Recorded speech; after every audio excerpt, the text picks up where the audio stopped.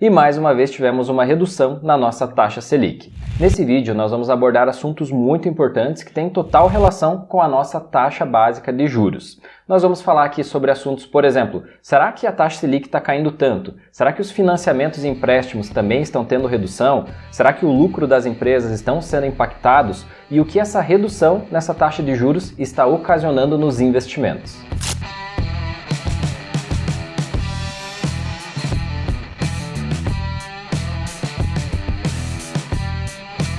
Pois é, né, Cleiton? Lá vamos nós para o nosso nono corte da taxa Selic, né? E quem poderia imaginar, né, que se teriam tantos cortes assim e que há 4 anos nós tínhamos em 2016 uma taxa Selic até superior a 14% ao ano, né?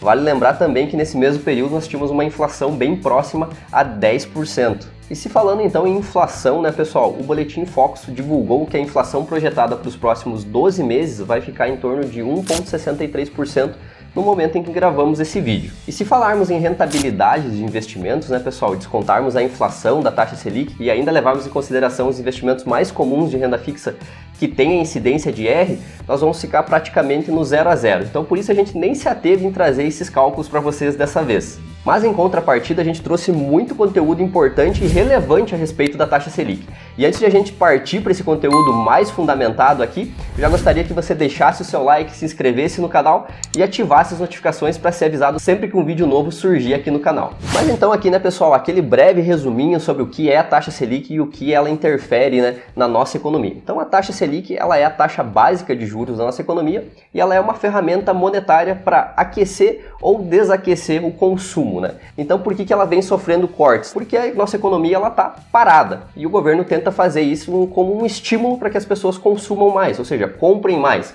Por isso esses cortes consecutivos na taxa Selic. Só que devido ao isolamento social, né, o que está acontecendo? As pessoas deixaram de consumir mais. E aí não está tendo tanto efeito assim esses cortes. E por isso nós estamos tendo tantos cortes, né, cada vez mais baixa essa taxa. Já foram 9 cortes e nós estamos na menor taxa Selic desde 1996. E para nós entendermos como a economia está realmente parada, vai aparecer aqui para vocês o resultado do Itaú. Então vamos lá, pessoal. O lucro do Itaú cai 40% no segundo trimestre para 4,2 bilhões. E mesmo sendo um lucro bilionário, 40% a menos é muita coisa, não é mesmo, pessoal? Por esse motivo nós conseguimos entender, né, se os bancos, que são os gigantes do Brasil, que acabam lucrando tanto em tempos de crise quanto em tempos de vaca gorda, esses gigantes do mercado estão sangrando, imagina as pequenas empresas. Isso demonstra como o coronavírus e todo esse isolamento social afetou diretamente a nossa economia e as nossas empresas. E agora uma pergunta que nós sempre recebemos. Se a taxa Selic vem caindo tanto, imagina, lá em 2016 ela era 14% e agora ela está nesses patamares tão baixos. Por que os empréstimos e financiamentos ainda continuam tão altos? E agora vai aparecer aqui para vocês uma publicação que nós já fizemos lá no nosso Instagram, onde nós comparamos 2 períodos entre 2019 e 2020 que demonstra a redução da taxa Selic e a redução que alguns produtos, né, dos bancos, aí, produtos financeiros, tiveram.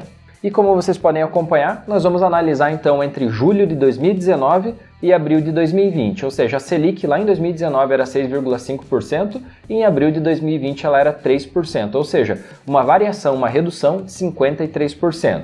Vamos comparar então essa redução com o cheque especial, né, que é o limite da conta das pessoas. Então lá em julho de 2019 o cheque especial era 269% ao ano. Isso é muita coisa e é praticamente só no Brasil que tem uma taxa desse tamanho.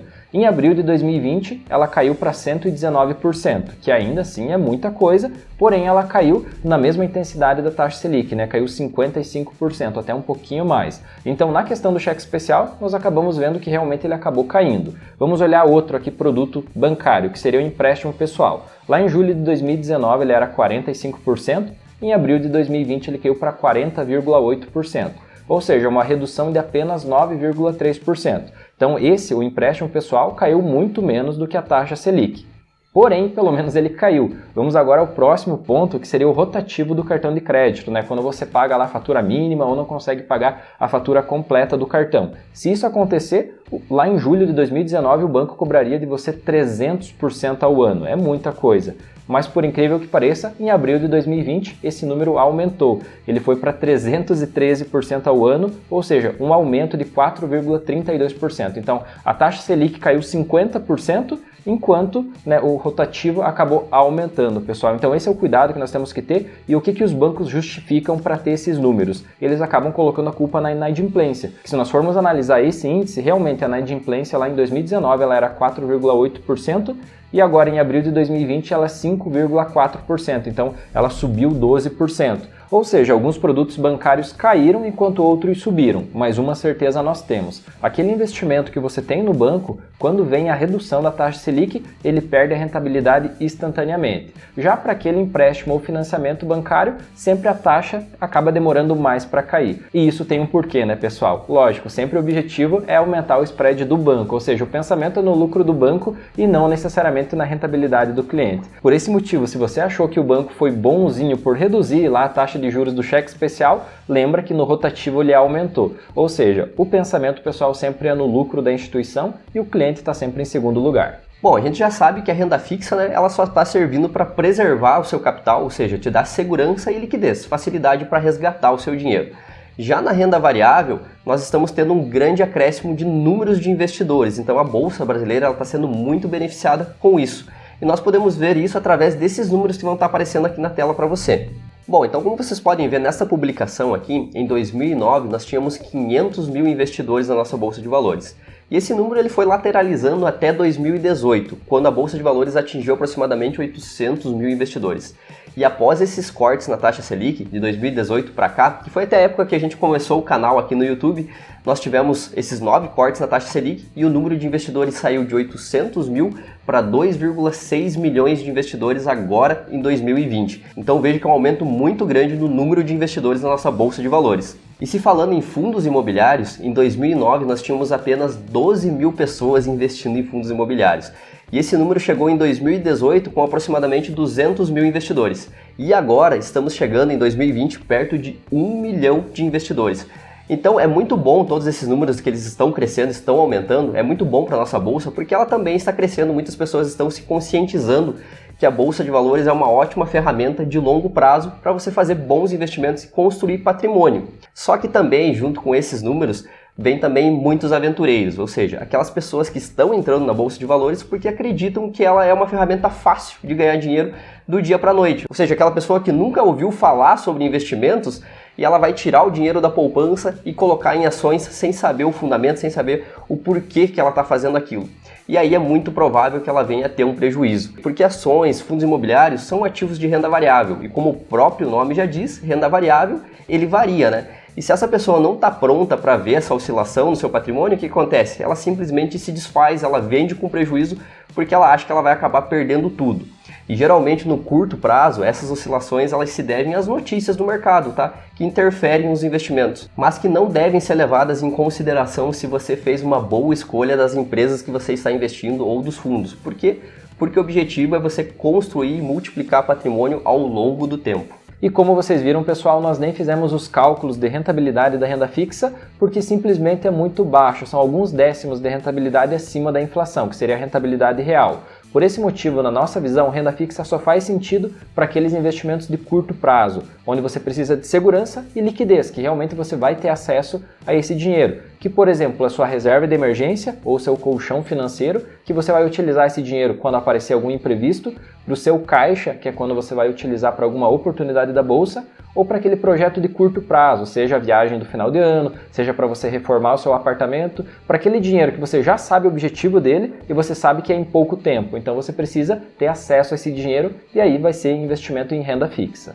E para as pessoas que são muito conservadoras e ainda querem segurança e querem uma rentabilidade justa, na renda fixa ainda existe essa opção para os investimentos que são atrelados ao IPCA. Em contrapartida, você vai ter que investir nesses investimentos aí em 5, 10 até 15 anos, ou seja, o prazo é maior, em contrapartida você tem segurança e uma rentabilidade um pouco maior. Mas perceba que rentabilidade e facilidade no acesso, na renda fixa isso já não é mais possível. E se realmente você quer investir para construir patrimônio, para gerar renda passiva, você tem que investir em ativos geradores de renda. E quais são esses ativos? São ações e fundos imobiliários. Isso mesmo. ações que pagam bons dividendos e fundos imobiliários que pagam proventos mensais. Ou seja, esses investimentos literalmente vão trazer dinheiro para o seu bolso que você pode reaplicá-los comprando mais ações ou mais cotas de fundo imobiliário. E realizando esse tipo de aplicação por 5, 10, 15 anos, você literalmente vai conseguir construir renda passiva. Mas perceba que não é na renda fixa, acaba sendo em renda variável. Inclusive, pessoal, nós já temos um vídeo aqui que nós explicamos aonde seria o melhor local para você investir a tua reserva de emergência e damos inclusive mais do que uma opção. E vai estar aparecendo aqui em cima esse vídeo, onde nós comentamos que quando a taxa Selic reduziu de 5% ao ano, na nossa visão ela já não valia mais a pena, ou seja, só para aqueles investimentos de curto prazo. A partir desses investimentos de curto prazo, você já precisava migrar para a renda variável. Então essa realidade só se tornou cada vez mais real e isso nós vemos nos números de investidores que estão indo para a bolsa, não é mesmo, Eduardo? Exatamente. E até vale lembrar aqui, como você citou dos dividendos, se vocês querem um vídeo específico sobre ações de dividendos, deixa aqui nos comentários a hashtag ações de dividendos que a gente faz um vídeo especialmente para isso. Mas falando aqui em renda fixa, nós temos que cuidar sempre com os extremos, né, Cleiton? Então as pessoas vão querer dizer agora que a renda fixa morreu. De fato, para o longo prazo, pode até ser que a renda fixa morreu, mas ela sempre vai ter um papel fundamental e muito importante, que é esse que a gente citou aqui, que são os investimentos de curtíssimo prazo, né? Aquele dinheiro que você vai precisar num período muito curto, muito breve. Então ela sempre vai ter essa função, independente se a taxa Selic estiver alta ou estiver baixa. E vale lembrar que se você quer saber quais são os investimentos para você deixar essas reservas no curto prazo, como o Cleiton mesmo citou, nós temos um vídeo falando sobre isso, ele também vai estar aqui na descrição. E um ponto muito importante aqui desse vídeo, pessoal, é você não esquecer de deixar o like e se inscrever no canal. E é claro, compartilhar esse vídeo se você gostou com aquele amigo que quer saber mais sobre a taxa Selic, como ela funciona e como vão ficar os investimentos com mais essa queda. Então por hoje é só e até o próximo vídeo. Até a próxima!